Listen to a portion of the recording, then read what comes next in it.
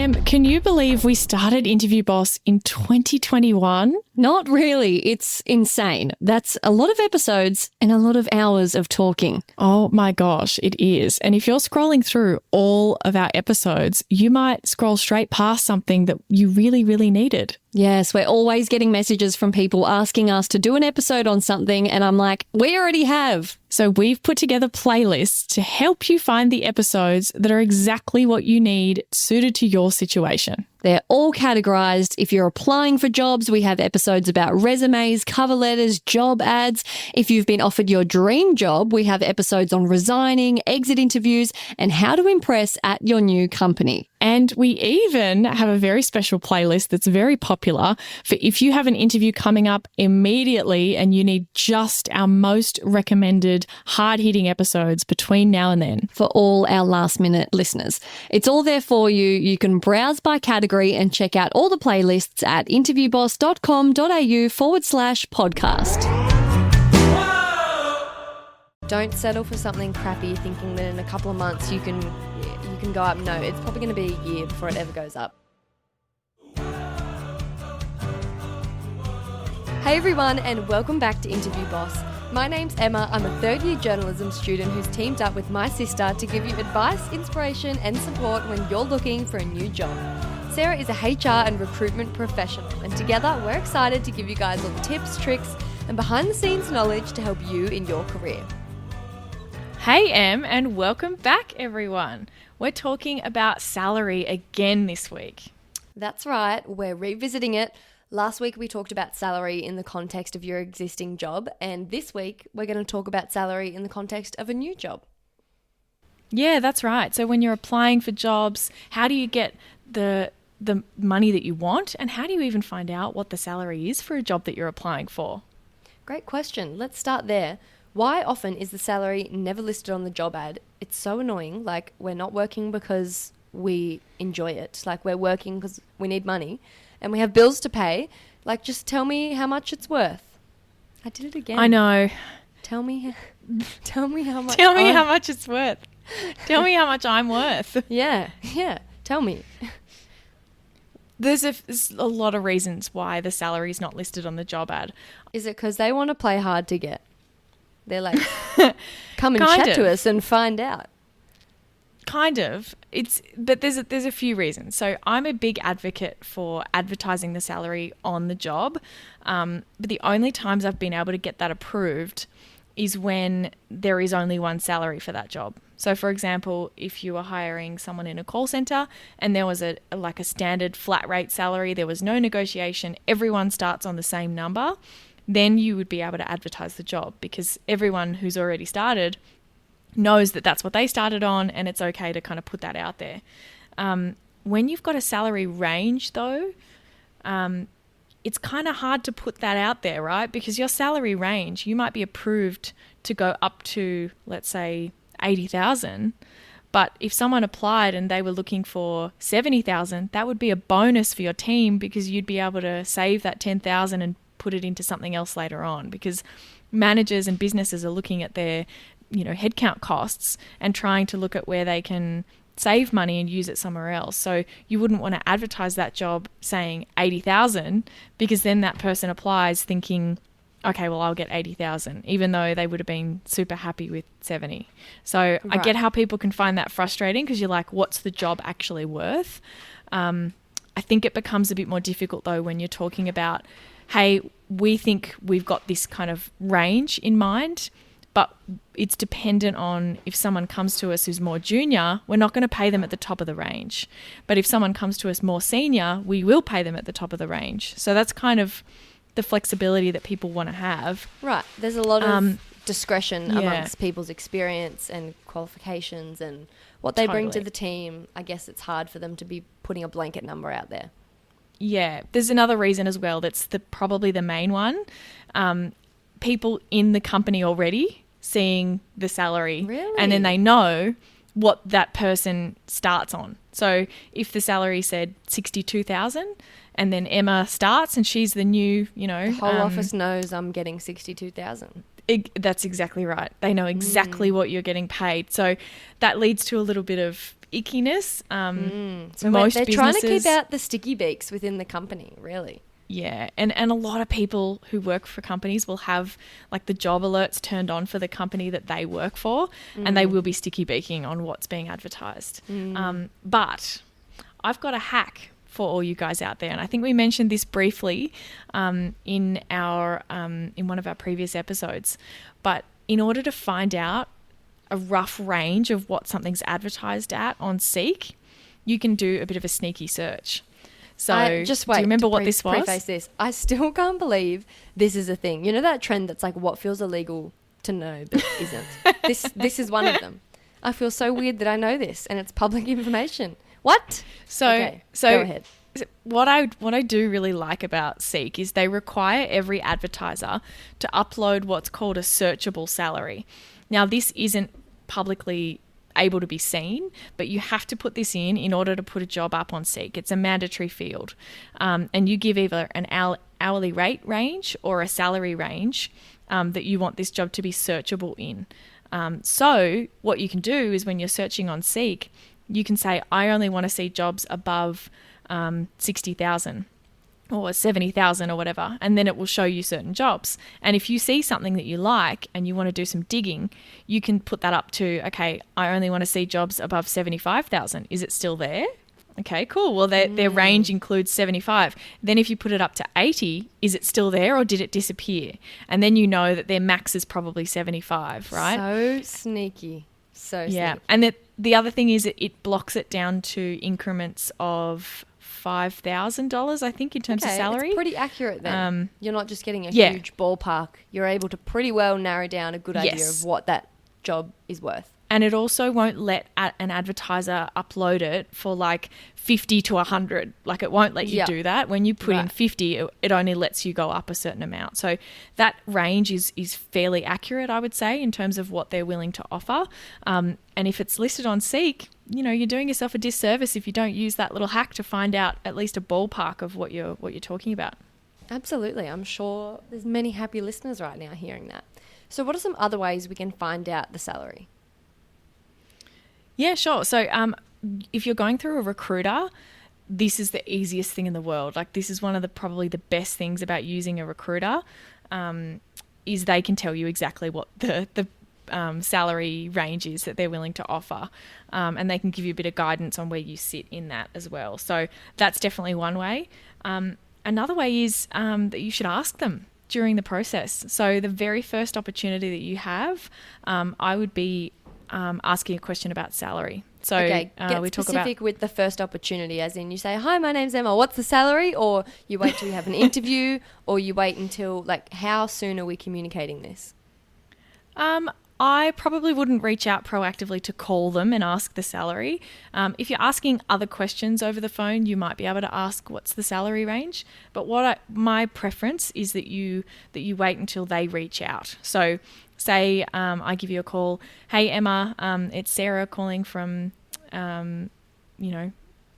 Coles. I knew you were going to say Coles. Coles is our little example for everything. It's Sarah calling from Coles. And I just wanted to have a chat to you about this role and find out when you're available for interview. Then during that conversation, I would probably bring it up as the recruiter, and I would say most recruiters would say, hey, what's your salary expectation? But if they don't, at the end when they say, do you have any questions? Or just at the end, you could say, hey, I just had one more question. What's the salary range for this role? Yep. You could even say, I'm looking for a salary of X. Is that within the salary range of this role? That's a really good way to do it. I think a lot of people don't want to rule themselves out for the job because they're kind of in a position where they're willing to accept pretty much whatever. And we talked about that, with you, just graduating from uni. Yeah. I don't really think going for a graduate job that you're really that worried about salary. You'll take peanut money. You'll take anything. Yeah, exactly. So I would just say you just don't ask, and you'll find out eventually, and then you just kind of go from there. Because otherwise you're having an awkward conversation for no reason. Yeah. But definitely ask in that phone interview. If they're bringing you in for an interview in that beforehand stage, I'd be asking, just wanted to understand what was the salary for this role. if you don't get that opportunity, I'd be asking it after interview. I wouldn't do it in the interview. What about just if because beforehand you get the chance to ask and they tell you like, oh no, that wouldn't be in the range. This is quite low. Is it acceptable to be like, okay, well, no, thank you? Absolutely. Absolutely. And I have those conversations all the time. I literally spoke to someone a couple of days ago and I said, what's your salary expectation? And he said 70,000. And I said, look, our absolute maximum is going to be 65. So we're not going to get near what you're looking for. And what I said was, what I'm going to do is actually leave it with you, let you have a think about it. I've told you all about the role and you can come back to me and let me know if you want to go forward or not. At that point, like, there's nothing I can do in my current company. I know that that's just the max and there's nothing I can do about it. So I leave it on the candidate to make their decision. Occasionally, if you're in going for a different company, there might be wiggle room. They might be able to go back and ask for approval to get more. But yeah, that's what I would say. You want to ask as early in the process as you can. If that's something really important to you and you're going to walk away if it's not enough money, well, and particularly if you're already in a current job, be picky. Definitely. Hey, Interview Boss listeners, if the podcast just isn't doing it for you and you need way more help to prep for your next interview, we have the perfect thing for you.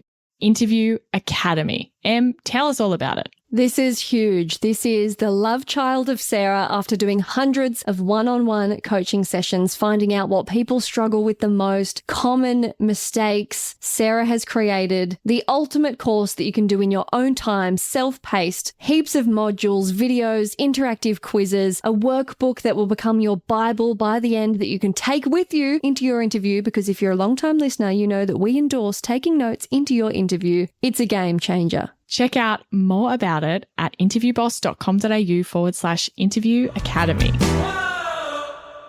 All right, so we've been offered the role, hypothetically, and the salary is less than we were hoping. What next?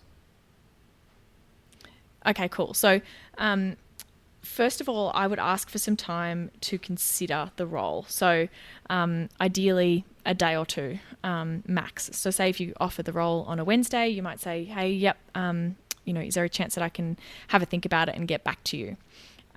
Then I think you go back to them. So this could be via email or it could be over the phone, whatever is your preference. I think some people would be more comfortable putting this in an email so you can really think about how you're making your point. Yeah, Em, I know you're an email person. All you millennials and Gen Zs out there, I know you don't like talking on the phone. I'm not making a phone call if I don't have to. Yeah, exactly, particularly an awkward one. So in your email or in your phone call, same things apply. Make it really clear that you really want to work there, if that's the case, right? Hey, thanks so much for your time. Really excited about the offer and really have enjoyed getting to know Coles during the interview process. Then you want to basically say, however, I was expecting, a salary of X. I wanted to know if there's any way that the salary could be reconsidered for this role. Appreciate you getting back to me. Kind regards, kind of thing. Then you see what happens from there. Make sure you consider your tone in the whole kind of conversation because, they've offered you this job. They obviously really like you. And you want to sound really grateful, but at the same time saying, this is what I'm expecting. It's not going to be considered rude to be negotiating salary at all. But you just want to make sure that you don't come across like, that's too low, you've insulted me. That's just not going to get you anywhere. No, we don't stoop low. Yeah. The other thing is my tip here is consider the whole deal. So you could put in that email, I want to understand other perks of the role. When would my salary be reviewed? Remember last time we talked in our last episode, we talked about knowing the context of the company. Do they do reviews every 12 months? And so maybe you could get your salary reviewed. Is there parking, free breakfast, health insurance, gym membership? What are the other things that they might throw in for you? Benefits. Because salary isn't everything sometimes. You might have a bit of a lower salary, but you're really looked after. It's a great company culture. You've got all these little perks. Like sometimes that's more important. Exactly. And I mean, something like parking or like a company car or a company mobile or something like that, that could actually really impact your expenses. And therefore you might be Exactly. able to calculate saying, hey, you've saved me $5,000 in works parking out, every yeah. year. Exactly. So consider the whole package. Yeah, and also prepare for delays. If you go back asking for them to reconsider the offer or consider giving you, more salary offer, there's going to be Give them some kind of time. process they have to Yeah. go through. Yeah. They So, have to go through their man has to go through their man. Be patient. yep, totally. Now, just some general tips that I wanted to add to this whole thing. We talked about our general tips in our last episode about salary, but I'd be picking one number. I think when people use a range, they tend to have the bottom number of their range as like their minimum that they would accept. And then when someone offers them the bottom of their range, they're not happy with it. I just think you're setting yourself up for Just say what for you failure want. there. Exactly. Say what Pick you want. the one Speak number. your mind. What do you want? Say it. And yep, and if they ask you that question, or if you're talking about that and you're raising it yourself, I'm looking for a salary of X. So, pretend to ask me, hey Sarah, what are your salary Hey expectations? Sarah, what are your salary expectations? I'm looking for a salary of 70,000. Amazing. That's it. My name's Emma, and I'm looking for a salary of $2 million a year. Minimum. Manifesting. Putting it out there into Is the that going to universe. work? Can that be Who arranged? knows? Who knows? I'm not the universe expert. I'm just the recruitment person. But that's all you need to say. I think I've had a lot of these conversations with people, and they sometimes talk too much. They say, oh, well, I'm currently on this, I'm doing this, oh, I'd really look for this, and blah, blah, blah. It depends on that. Just tell me the number. Yeah. Get it across. And like, stop. You don't have to say any more than that. You don't have to justify that. Just say your number. Yeah. And, as James would say, who we had on the podcast a little while ago on the Interview with a Boss episode, he said his strategy was always inflating what he was currently on by quite a bit and saying, I want you to match what I'm currently on. And so say I'm actually on 80,000, I'd be like, yeah, well, I'm currently on 100. So yeah, if you could beat that, that'd be great. That requires a lot of big courage. energy. Yeah. So feel free to use that strategy at your own risk. There's a small chance that they might check up on what you were previously being paid. But again, I just think if you're looking for more than 100, you don't have to tell them what you're currently on. You don't have to lie. No, just you say, just say, I'm looking for 110. I know my worth, bitch. That's right. Yeah. Amazing. And again, I'd say if you're currently in a role, you can afford to be a little bit picky with this process. If they don't offer you what you want, you've got well, your then, job yeah. security. Highball them. Yeah, exactly. Okay. And very last tip, you will always struggle to get a massive salary increase once you're already in the company. So make sure you do this right on the way in. That's my biggest piece of advice to everyone out there. Don't settle for something crappy thinking that in a couple of months you can go up. No, it's probably going to be a year before it ever goes up. So don't settle for something that actually you're going to be scraping by life with. Totally. And look, if you're comfortable with that and there are genuinely other things you're getting out of the role, by all means, go for it. I just don't want you to go in thinking that they'll get you up that extra 10 grand in the next 12 months because it's unlikely. Amazing. Well, there you have it. That's another salary episode. Hope you guys enjoyed. We've debunked why we never see that pesky little salary on the job ad and have found a hack of how you can find that on the job ad. We know how to negotiate when it wasn't quite what we hoped. We know how to have our tone, consider the whole deal as well because it's not all about the money, and prepare for delays. Thanks so much for listening. We'll be back in your ears next week. Thanks so much for listening to Interview Boss. If you want to hear more from us, make sure you hit subscribe. We're a new podcast, so if you liked this episode, we'd really appreciate it if you could give us a review so we can help even more people. For more advice, inspiration, and a supportive community, join us in the Interview Boss Facebook group.